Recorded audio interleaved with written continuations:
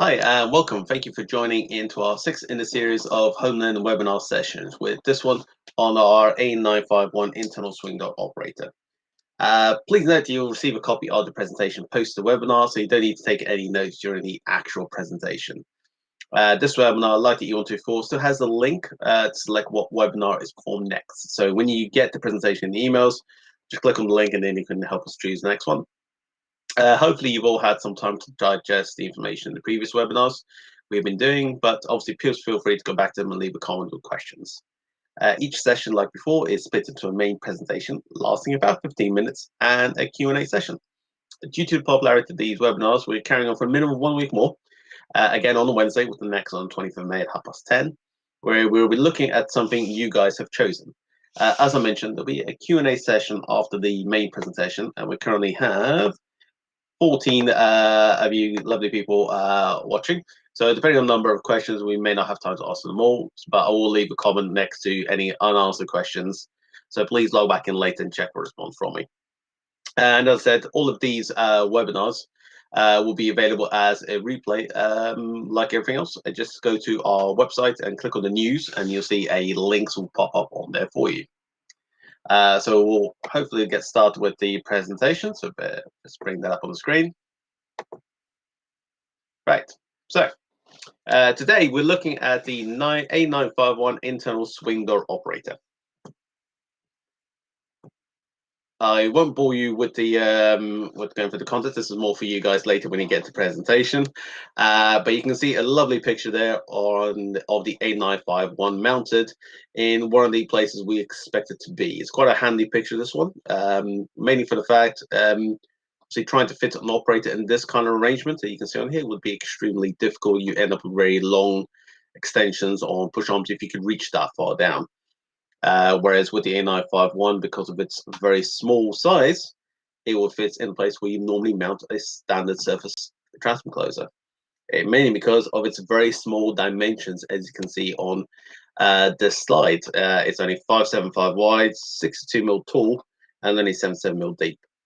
The aluminium cover is a SAA finish, and we also have a separate backplate on this particular operator. So you actually just mount a very thin backplate, and basically all your cable entry is always in the same point by the hinge where it's in a push or pull. We do have some state-of-the-art introductions got added onto this particular system. We have the switch and power supply, it was added in. We have a advanced processor board, a dedicated gear motor. There's no spring on this one, it's just electromechanical, so the motor just goes in both directions. We have a display got added to the new to the A951 with a capability to detect which way around it is. So there's nothing you need to do. It's basically just whatever you mount it, power up, it will work out which way is up, and it will change the buttons around. It will have the Simply Connect capability later, most likely next year for that. And obviously it has the comms card as well, which we use for our bus communications, master slaves, etc., which we'll go through a bit more later. Some of the key features that we get on it, like the E1SL, if you watch the one we did on the E1SL, we have a USB port. Like before, USB port will do firmware upgrades and ask for configurations on upload and download. So you can set up one door, and if you're going to have 15 other doors, you just, once you've done it, you just save that data to the USB stick and transfer it across to the next one. And the same thing for the timer. And also, if you use the timer with the date and time, and you put, you'll enable the events log so you can see what's actually happened previously. Like I said, display on it, terminal connection without screws. So you just say push type ones. We have 4 programmable inputs and 2 programmable outputs, as well as 2 separate safety inputs. The comms card with CAN bus. Battery backup is something that comes in the standard. Not a standard, it comes as an option for it. And with the A951, same as 950N2, we're able to power and control 24-volt DC locks, be them electric strike or magnetic locks. Thing to remember, 500 milliamp max. Anything above that, or if it's 12 volts, you need to have a separate power supply, and you need to have a relay for it. We also have a separate to the outputs. There's a door status relay. So if you have a building management system, you can interface with that. It'll tell you when the door is in the closed position or in the open position. And we can use the KS Evo, the KP Evo, and the LK Evo along with it. They all just plug into the same connection. Now, some of the application limits. Now, the A951 is designed for internal doors only. So these are not your external, like facing the elements kind of doors. These are doors already inside the building. It's an IP23, but that's just essentially just to make sure that you don't get wet onto it. We do have a max door weight of 100 kilos. This should cover the vast majority of internal doors. And again, we're covering doors between 700 to 1100 mil wide. This, again, should cover the vast majority of doors you'll find internally inside a building. We're obviously normally mounted onto a lintel. And the max door post depth, as you can see in the top one, is 200 mil. That is 200 mil in either push or pull configuration. Doesn't make any difference which way around you go it. And like any decent swing door operator, it is 100% duty cycle rated. And you can see some dimensions on the side about the different like drop down dimensions you can have onto it. The good thing we have with the A951 is the shaft extensions that you can see on the right hand side where it says 7mm, 42, and 77. The standard 7mm is what you get, but when you buy the shaft extensions, you actually get both of them at the same time. You just make them up to suit. As you can see, we have a push and a sliding arm. Both of those are painted steel arms. There is on the push arm, we have the IGUS bushes on the articulation joints to make sure we have a long life and there's good flexibility on it. The sliding arm, it's just worth note, it does come with a little cover that goes over the actual slide channel. And the Teflon slide block is the same as the one used in the current 950 N2. So you obviously have low noise and vibration on it. One thing that's worth mentioning on the sliding arm for the A951 is the channel that you can see there on the bottom. It's actually a captive channel. And there is a little stop that you can basically put inside that channel, move back and forth so you control the travel range on it. Now, where do we expect people to use it? The vast majority of our expectation is in sort of contactless applications like kitchens, toilets, where you don't want to have contact with the doors. We expect to be a lot of offices. This is where you might have, say, for example, a disabled disabled user that now works in the building, and you need to automate the internal doors to the office, etc. Obviously, a lot of it is on hospitals, hotels, door lifts, restaurants, pharmacies, museums. Essentially, any internal door that sits within the application limits. If it's within 700 to 1100 and weighs under 100 kilos, then there's no reason why we shouldn't be able to use the A951 on it. One of the features that it has going along for it that's very handy is we have a push-and-go, what we call fast food version. All it basically means is basically you can kick that door, fly it open, and it doesn't care. What will happen, it was basically on default, wait 2 seconds, see wherever it is, courtesy of the encoder, and it will automatically close the door behind you. If you wanted to, you could barge through that door, turn around, close that door behind you. The operator doesn't care. It will just simply know that from the encoder that I am back in the closed position. A-OK, nothing to worry about. So it's extremely handy for those type of scenarios where you have a mixed usage, whereas you have the disabled user that's going to press his remote, and then everyone else just opens and closes the door as if it was a manual door. There's no difference to them. We do have some activation accessories here for you. Now, on the left, those are radars. They are basically generating a microwave towards you, and basically when it sees the microwaves getting shorter, it detects the signal. We have two different versions, the XBFRM1 and the XM101. Essentially, the difference is just you have more settings and greater control over it in the enhanced XBFRM1. The XM100 is a good radar, does what it's supposed to do, but it's just quite basic. On the right, we have something that is quite important in today's climate, unfortunately. We have the touch button XMS. It's called a touch button, but it's actually a magic switch. You don't actually have to touch it. As you can see in the picture below, you essentially just need to come within a range of it. and move your hand in front of it, and it will detect that hand movement and will give a command to the door. Obviously, the one on the left is just for internal doors. Sorry, on the inside of the building. The one on the right is a IP65 one. It does exactly the same as the touch button XMS. It's just IP65 rated. So again, very useful for this in these particular circumstances. The next ones I'm going to talk to you about is we also have, going along for activation accessories, is what we call the automatic toilet door system, where you essentially get everything you see on the left. What you have is essentially two touch sensors. You have one that gets fitted on the outside that basically just has a touch to open.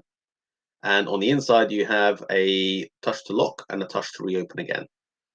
And you get essentially all of you can see, you get the safety sensors, you get the finger guards, you get a emergency brake glass, the controller for the mag locks and the touch buttons, everything like that. All that will come with it by default. At the moment, these are touch, so they don't actually need pressure. You can technically make them work just by getting your hand like a couple of minutes away from it. But we are looking to, in the near future, to have a touchless version of this entirely, similar to what the XMS wireless push buttons are. But that is still a work in progress at the moment. But it is something we have here. We can get the normal ones off to you straight away if you need them. In terms of safety accessories, now safety accessories for the doors are relatively simple. It's actually quite basically black and white. Essentially, every door is going to have safety sensors fitted to it of some description, and it will either have what we call the rounded rear styles, so to remove any finger trap issues on the hinge points, or you will fit a finger guard onto the doors themselves. But it's quite easy on the sensors. Now, the vast majority of people and the vast majority of installations will use the sensor on the right. Those are infrared sensors. They are common to get fitted onto the top of the door. One of the things I would like to make sure people remember is if you are using the infrared sensors, in general terms, if there are any pull handles, you know, the ones that go from top to bottom, they will normally need to be removed and a smaller pad handle fitted, mainly because we need to have that infrared sensor as close to the leading edge of the door as possible. And a pull handle will prevent that, and you'll be left with the risk of the leading edge. If for architects the pull handles and stuff is something you can't get removed off, or you don't want to do it, then we normally suggest we use the XPB scan. That's the sensor on the left-hand side. These are becoming more popular as months come on, and they get mounted onto the top corner of each leaf, inside and outside. What they do is they generate a single laser curtain and essentially maps out your pull handles and everything else like that. They also have the capability to look backwards, so they can cover the hinge position as well, but that will be down to your risk assessment whether that is sufficient or if you'll still fit finger guards. I would suggest personally in a hospitals or in schools that you would still fit a finger guard or have a rounded rear style door, mainly because the flat scan will work guaranteed when the door actually gets a command. If the door is operated manually, it will tell you there's somebody there, but the door will do nothing because obviously it's in manual mode. We have some dedicated accessories like before. Got the battery backup and the comms card. Now, comms card. We use the comms card to basically allow us to plug in our XF radio remote so we can use the FAAC standard transmitters. It also works for our Intercom network communications, which we'll go through coming through next. And we have also on there a bus to easy connection. So this allows you to connect our bus to easy keypads. So you have two calls, that's it. And also, as the one on the left, that is our XBR tag reader. So again, you can have a semi-touchless system. So you just put your tag up to it and they'll give you a command. And it's all done from that actual keypad system itself. The tag reader itself is all where it comes from. So you can get a nice little system set up on there for you. And obviously with bus, it means it's two cores, and you can't essentially just pull the cables out, try short them out, nothing would happen on there. We have the intercom. Obviously, intercom is for intercom network communications with a max distance of 100 meters. I'll go through the four things of what it does in the next slides. First, Intermode. What it does, you basically can have 15 units together. One is called a master, and they have 14 other slaves attached to it. And essentially, we can set an operating mode or a timer on the master. And once the intermode is set up, essentially, whenever you change the setting on the master from, say, automatic to night mode, all the other ones will basically follow suit, and they'll just do as they're told from the master. The other thing that you get when you are using the intermode or you have those systems connection is if those slaves are sat somewhere else in a secure area, for example, you can, using the KP-EVO, interrogate any alarms or errors in the other slaves, because you can essentially interrogate the nodes that's attached to it.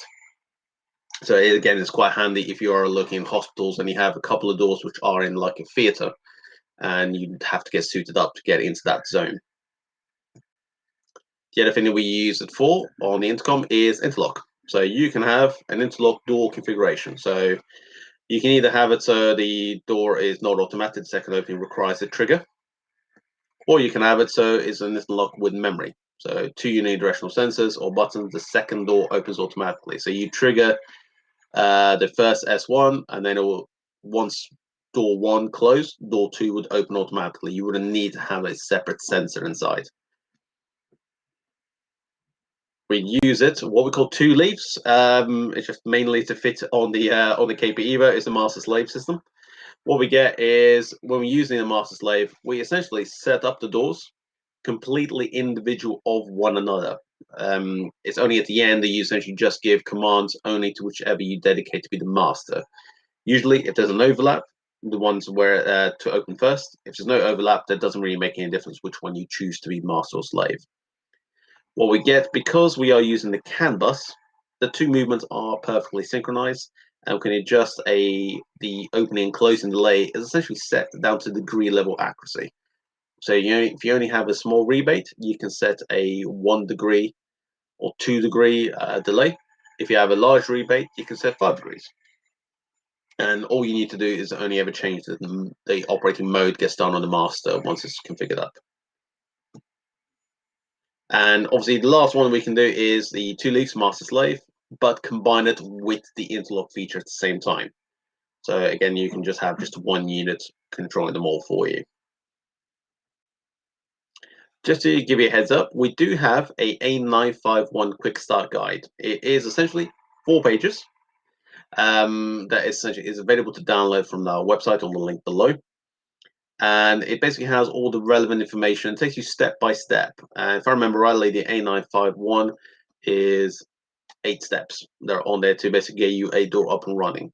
It does refer you in sections on it to where to look on the manual for specific wiring diagrams, etc. And obviously, we do recommend you have the main manual with you at the same time. And lastly, when you do get this presentation, remember to obviously vote on the next webinar. And we do have one special feature for you guys on here. We are going to do a special webinar offer on this one. It's mainly for the Magic Switch, the one for the internally. Obviously, in the current conditions where you're trying to limit touch contact with surfaces, this can come in handy. So what we are going to do is essentially we are going to give you 1 free Magic Switch if you place an order for an A951 and you quote webinar magic with your order. Or if you want, we are also doing a £30 money off voucher. Again, when you obviously order an A951 and quote webinar voucher. These obviously just to help you in this day and age. Unfortunately, with COVID, we need to have something to obviously help you guys out, get on that. So that's why we've got this offer for you. And lastly, we come to any questions. So this is the bit we'll now see what people have questions for me. Let's get that bit up there. Right, so what have we got on here? Obviously, I'll give you some time for you guys to obviously start, hopefully, if you have any questions. If there's anything you want me to go through on the slides, then obviously just let me know. I can just put the slides back up and we can go through it. If you want to have a specific question on the slide, we can go through that bit as well.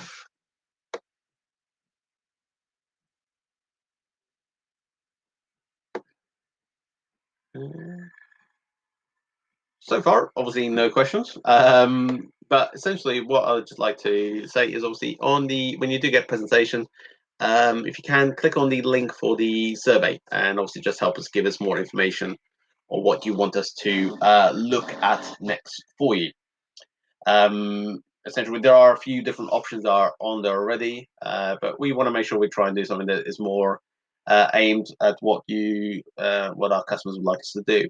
Also, you can put on there if you want to have more technical based training like this in the meantime. Obviously, things will slowly start getting back up to normal, but in the meantime, we can do some independent training sessions for in this kind of scenario where it's done by a webinar function.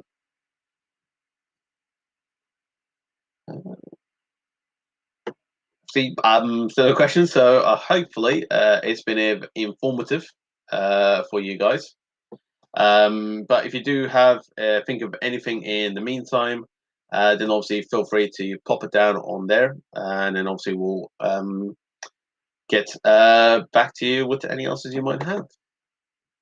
Just going to check to see if there's anything else. Hopefully you guys are all have everything you want.